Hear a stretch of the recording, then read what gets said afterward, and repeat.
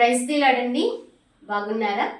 సర్వాధికారి కృపాసత్య సంపూర్ణుడు అయిన యేసుక్రీస్తు వారి శ్రేష్టమైన నామంలో రెడీమర్స్ రివైవల్ అనే ఈ కార్యక్రమాన్ని చూస్తున్న మీ అందరికీ కూడా నిండు హృదయపూర్వకమైన వందనాలండి. ఇట్టి సమయంలో దేవాది దేవుడు మనకి ఇచ్చినటువంటి ఉజ్జీవ వాక్కు సామెతల గ్రంథము 29వ అధ్యాయము 23వ వాక్యం.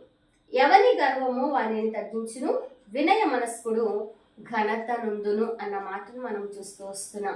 కాబట్టి వినయ మనస్సుతో మనం ఉన్నప్పుడు మనము ఘనత నొందుతాము అని లేఖనము సెలవిస్తుంది. ఈ లోకంలో ప్రతి మనిషి కోరుకునేది ఏంటంటే నన్ను ఎవరైనా గుర్తించాలి, నన్ను గనపరచాలి, నన్ను మెచ్చుకోవాలి, నన్ను ఉన్నతంగా చూడాలి అని చెప్పి ఆశపడుతూ వస్తుంటారు కదండి. ఆ విధంగా మనల్ని గుర్తించాలి, ఘనతను ఇవ్వాలి అని అంటే మనము ఒక విషయాన్ని విడిచిపెట్టాలంటండి. అది గర్వము అనేటటువంటి మాటను చూసినట్లయితే బైబిల్ గ్రంథంలో అనేక రకాలైన పర్యాయ పదాలు కనబడుతూ ఉంటాయి. అహంకారము అనేటటువంటిది మనం చూస్తాము. అలాగే ఆత్మస్థుతి అంటే తన్ను తాను పొగుడుకునేటటువంటి స్థితిని మనం చూస్తూ వస్తుంటాము. అలాగే స్వాభిమానం, ఇది ఏంటంటే తనను తాను ఎక్కువగా పొగుడుకోవడాన్ని మనము చూస్తూ వస్తుంటాము. అంత మాత్రమే కాదు, కఠిన హృదయము, స్వనీతి, తిరుగుబాటు, మెడవంచినటువంటి తనము అంటే మూర్ఖంగా ప్రవర్తించేటటువంటి విషయము మనకు కనబడుతూ వస్తుంటది. అంత మాత్రమే కాదు, దీని యొక్క లక్షణాలు ఎలా ఉంటాయంటే వారు మొట్టమొదటిగా చూసినట్లయితే వారికి కలిగినటువంటి ప్రాధాన్యతను, సామర్థ్యాలను, సాధించిన వాటిని, స్థానాన్ని, సంపదను గురించి తన్ను తాను ఉన్నతంగా ఊహించుకోవడం గర్వం కిందకి మనకు కనబడుతుంటది. తనకి ఎవరికి ఏవైతే ఉన్నాయో వారికి కలిగినటువంటి వాటిని గురించి ఉన్నతంగా ఊహించుకుని నాకే ఉన్నవి అని చెప్పి ఆలోచన చేస్తూ మిగతా వారిని తగ్గించేటటువంటి స్థితి కూడా మనకు కనబడుతుంది. ఒక వ్యక్తి తను తాను ఇతరుల కంటే గొప్పవానిగా భావించేటటువంటి భావన, నేను అందరిలాంటి వాడిని కాను, నేను వేరు అని చెప్పేటటువంటి వారిని కూడా మనం చూస్తూ ఉంటాం కదండి. అటువంటి స్వభావం కూడా గర్వంగా కనబడుతున్నది. మూడవది ఏంటంటే దేవుని కంటే కూడా నేను ఎక్కువ వాడను అని చెప్పి ఆలోచన చేస్తూ వస్తుంటారు. అందుకనే దేవుని వాక్యంలో దేవుని కన్నా నేను కొంచెం తక్కువగానే కదా ఉన్నాను, దేవునితో సమానంగా ఉండాలి అని చెప్పి తన్ను తాను హెచ్చించుకున్నటువంటి లూసిఫర్ దూత దేవుని చేత త్రోసివేయబడటాన్ని మనం చూడగలుగుతూ వస్తున్నాం. అందుకని ఇక్కడ రాయబడినటువంటి మాట ఏంటంటే దేవదూతలను దెయ్యంగా మార్చింది గర్వం, భక్తులను భ్రష్టులుగా మార్చేటటువంటిది గర్వం. ఆమె లూసిఫర్ అనేటటువంటిది దేవదూతే కదండి. ఆ దేవదూత దెయ్యముగా మార్చబడేటటువంటి పరిస్థితికి వెళ్ళిపోయింది అంటే తన్ను తాను హెచ్చించుకోవడాన్ని బట్టే.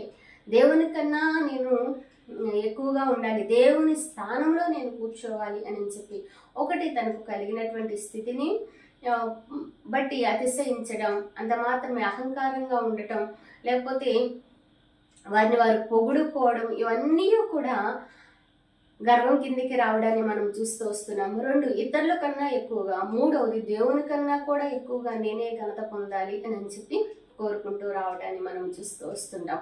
తద్వారా మన యొక్క జీవితాల్లో నష్టపోయేటటువంటి పరిస్థితికి వెళ్తాము అని చెప్పి లేఖనం ద్వారా అర్థమవుతూ వస్తున్నది. అంత మాత్రమే కాదు, గర్వం దేవుని మహిమను దోచుకుంటుంది, వినయము దేవుణ్ణి మహిమపరుస్తుంది. అందుకనే దావీదు మహారాజు అంటూ ఉంటారు కదండి, నేనేమై ఉన్నాను నీ కృపే ప్రభా అని చెప్పి ఆయన కీర్తించడాన్ని మనం చూస్తూ వస్తున్నాం. కాబట్టి దేవుడే సర్వస్వం అనుకుంటుంది వినయ మనస్సు, కానీ దేవుడు లేకపోయినా నేను ఏదైనా చేయగలను అనుకుంటుంది గర్వం. కాబట్టి సమయంలో అటువంటి గర్వ మనస్సు ఏదైనా ఉంటే మనము తొలగించుకున్నప్పుడు మనం ఘనత తెచ్చుకోవాలని కాదు, కానీ దేవుడు గనపరచబడాలి అని చెప్పి మనము దేవుని గనపరుస్తున్నప్పుడు దేవుడు మనల్ని గనపరుస్తారు. అందుకనే దేవుని వాక్యంలో మనం చూసినట్లయితే యెషయా గ్రంథము 2వ అధ్యాయము 17వ వాక్యంలో అప్పుడు నరుల అహంకారము అణగదొక్కబడును, మనుష్యుల గర్వము తగ్గింపబడును, ఆ దినమున యెహోవా మాత్రమే ఘనత నందును అనేటటువంటి మాటను మనము చూస్తూ వస్తుంటాం. అంత మాత్రమే కాదు, ఇక్కడ ఒక తలంపును మనం ఆలోచన చేసినట్లయితే గర్వము ఒక చెట్టు అయితే దానికి ఉండేటటువంటి కొమ్మలను మనం చూసినట్లయితే అవిధేయత, మొండితనము, తిరుగుబాటు, మూర్ఖత, స్వీయ స్వావలంబన, లెక్కలేనితనము, కృతజ్ఞత లేనటువంటి మనస్సు, అసూయ, ఇవన్నీ కూడా వాటికి కొమ్మలుగా ఉంటూ వస్తున్నాయి. ఇది మనకు సహజంగా తెలియకపోవచ్చు. ఉదాహరణకు మనం చూసినట్లయితే మనము ఇల్లు ఊడ్చేటప్పుడు కొన్ని ప్రాంతాల్లో ఓడవడం అంటారు, కొన్ని ప్రాంతాల్లో తొడవడం అంటారు. డస్ట్ అనేటటువంటిది మనకు కనబడదు. అది ఊడుస్తున్నప్పుడు లేకపోతే తుడుస్తున్నప్పుడు అది ఒక చోటకి తీసుకురాబడినప్పుడు ఆ డస్ట్ అంతా కూడా తీసివేయబడుతుంది. అలా తీసివేయబడాలి అని అంటే మనం ఎవరి దగ్గరికి రావాలండి? దేవుని దగ్గరకు మనం వచ్చేటటువంటి వారిగా. ఎలా రావాలి అంటే వినయ మనసుతో రావాలి అని చెప్పి లేఖనం సెలవిస్తూ వస్తున్నది. కానీ ఈ యొక్క గర్వము కలిగినటువంటి వారు ఎలా ఉంటారు అంటే దేవుని ప్రార్థన చేయనటువంటి వారిగా, దేవునితో సహవాసమును కోరుకోరు, దేవునితో సంబంధాన్ని కోరుకోరు, దేవునితో సమయాన్ని కోరుకోనటువంటి వారిగా కూడా కనబడుతుంటారు. ఈ లక్షణం వచ్చిందంటే ప్రార్థన చేయలేకపోతున్నాము, వాక్యము చదవలేకపోతున్నాము, దేవుని మందిరానికి సరైన విధముగా నియామక కూడికల్లోకి అలాగే ఆదివారపు ఆరాధనలు కూడా నిర్లక్ష్యము చేస్తున్నాము అని అంటే మనల్ని దేవునికి దూరం చేసేటటువంటి గర్వము ఏలుబడి చేస్తుందేమో అని చెప్పి పరిశీలన చేసుకున్న బద్దులముగా మనము ఉంటూ ఉన్నాం. అందుకనే దేవుని వాక్యంలో మనము చూసినట్లయితే అపవాది తోటలో ఆ యొక్క ఏదైనా వనములో మనం చూసినట్లయితే హవ్వమును అలాగే ఆదాము భక్తుని కూడా అక్కడ చెప్పినటువంటి ఒక మాటను మనం చూస్తూ ఉంటాం. మీరు దేవతల వంటి వారైపోతారు. ఆల్రెడీ వాళ్ళు ఎలా ఉన్నారు అంటే దేవుడు తన స్వరూపమందు స్త్రీనిగాను పురుషునిగాను చేశారు అని చెప్పి, కానీ అక్కడ అపవాది పలుకుతున్నటువంటి మాట ఏంటంటే తను తాను గర్వించుకుని ఈ లోకంలోకి త్రోసివేయబడినటువంటి ఆ యొక్క అపవాది మీరు దేవతల వలె అయిపోతారు. అందుకని అపోస్తలుడైన పౌలు భక్తుడు పత్రికల్లో రాస్తూ ఉంటారు. ఏమని రాశారండి? ఇహ సంబంధమైనటువంటి దేవత వారి మనోనేత్రములకు గ్రుట్టితనము కలుగ చేస్తుంది అని చెప్పి, అంటే ఇహ సంబంధమైనటువంటి దేవత అంటే అపవాది కదండి.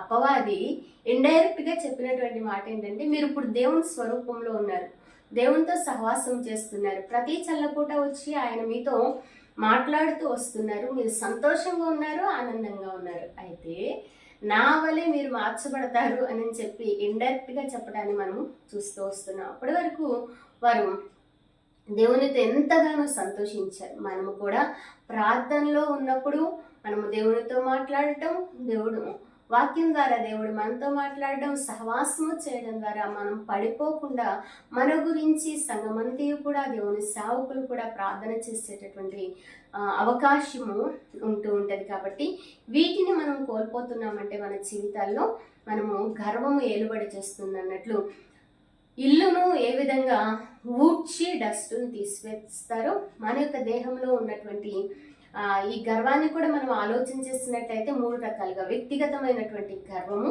కుటుంబ సంబంధమైనటువంటి గర్వము, సామాజిక పరమైనటువంటి గర్వము కూడా మనకు కనబడుతుంటది. అది ఏదైనప్పటికీ కూడా దేవుని కృపాసనము యొద్దకు వచ్చినప్పుడు మాత్రమే దాని నుంచి మనం విడుదల పొందుకుంటాం. తద్వారా వినయ మనసుతో దేవుని ఆశ్రయించినప్పుడు మనము ఘనత పొందుకుంటాము అని చెప్పి లేఖనం ద్వారా అర్థమవుతూ వస్తున్నది. మనం ఆలోచన చేసినట్లయితే డాక్టర్ గారి దగ్గరికి వెళ్ళామనుకోండి, వాళ్ళు ట్రీట్మెంట్ ఇస్తారు. ఒక ఊడును క్లీన్ చేసినప్పుడు వాళ్ళు చెప్తూ ఉంటారు 99.9% అంతా హీల్ అయిపోయిందండి అని చెప్తారు. 1% అది ఉండవచ్చు అనేటటువంటి మాటని. అలాగే మనము కూడా దేవునికి అప్పగించుకుంటున్నాము పూర్తిగా అంటే మనలో కూడా ఎక్కడైనా 1% కనబడుతూ వస్తుందేమో, దానిని కూడా తొలగించుకోవడానికి ఆయన కృపాసనం ఎత్తుకొద్దాం. తద్వారా వినయ మనసు కలిగి దేవుడే ఆధారము, నీవే నా దిక్కు, నేనేమై ఉన్నానో అది నీ కృప అని చెప్పి మనము వినయముతో దేవుని వేడుకొనగలిగినప్పుడు ఆయన అంటున్నారు, నేను నీకు ఘనతను తీసుకొస్తాను, నన్ను గణపరచు అని నేను గణపరుస్తాను అని చెప్పి లేఖనం సెలవిస్తున్నది. కాబట్టి ఈనాటి దినాల్లో కొంచెం దేవుని వాక్యంలో చెప్పబడినట్లు దేవాది దేవునికి కొన్ని ఆటంకాలు పరిచర్య విషయాల్లో లేకపోతే స్వార్థ ప్రకటించకుండా ఇవన్నీ కూడా జరుగుతూ వస్తుంది. కానీ ఆ దినమందు యెహోవా మాత్రమే ఘనతనందునని కూడా వాక్యం సెలవిస్తుండగా మన వ్యక్తిగతమైన జీవితాల్లో మనము ఘనత పొందుకున్నట్లు దేవుని నామం చెంతకు నడిపించబడదాం. మన పరిచర్య విషయాల్లో ఆటంకాలు వస్తూ ఉంటే ఖచ్చితంగా ఆ దినమందు దేవుడు మహిమ పొందుతారు. ఆ పరిచయలో నిలిచినటువంటి మనకు మెప్పును ఘనతను కూడా దేవుడిచ్చి వారిగా ఉంటున్నారు. అట్టి కృపను ఈ మాటలు వీక్షిస్తున్న ప్రతి ఒక్కరికి కూడా దేవాది దేవుడు అనుగ్రహించునుగాక. ఆమె చిన్న ప్రార్థన అండి. పరిశుద్ధుడైన తండ్రి, మహోన్నతుడా, సర్వాధికారి, నీకు వందనాలు చెల్లిస్తున్నాం. అయ్యా, నీతో సంబంధమును, సహవాసమును, సమయమును ఇవ్వలేనటువంటి గర్వము మా యొక్క జీవితాల్లో ఏదైనా ఏలుబడి చేస్తూ వస్తుంటే మీరే దాని నుంచి విడుదల అనుగ్రహించి వినయ మనసుతో, దీన మనసుతో ఈ పాదాల చింత చేరి నేను కనపరచడానికి, తద్వారా మీరిచ్చేటటువంటి ఘనతను, మెప్పును, దీవెను, ఆశీర్వాదమును అయా నాయన మేము పొందుకున్నట్లుగా మీరు సిద్ధపరచమని ప్రార్థిస్తూ, ఈరోజు పెళ్లి రోజులు, పుట్టినరోజులు జరుపుకుంటున్న బిడ్డ యొక్క జీవితాల్లో అట్టి ఘనతతో మీరు నింపమని ప్రార్థిస్తూ, అయ్యా ప్రార్థనలో ఏకీవిస్తూ మాటలు వింటున్న వారి జీవితాల్లో ఏ విషయంలో కృంగుదల ఉందో వాటన్నిటి నుంచి నాయన విడుదల అనుగ్రహించి, సమస్యలన్నిటి నుంచి విడుదల అనుగ్రహించి, అయా నాయన అప్పు, అనారోగ్య, అయా బాధల నుంచి కుటుంబం విషయాల్లో కూడా విడుదల అనుగ్రహించి మీరే మెప్పును ఘనతను అనుగ్రహించమని మీ హస్తాలకు అప్పగించుకుంటూ ఈ చిన్న మనవులు మా కొరకు అతి త్వరలో రానయ్యున్నటువంటి యేసయ్య నామమున ప్రార్థించి అడుగు వేడుకుని పొందుకుని ఉన్నాము తండ్రి. Amen. Praise the lord. May God bless you.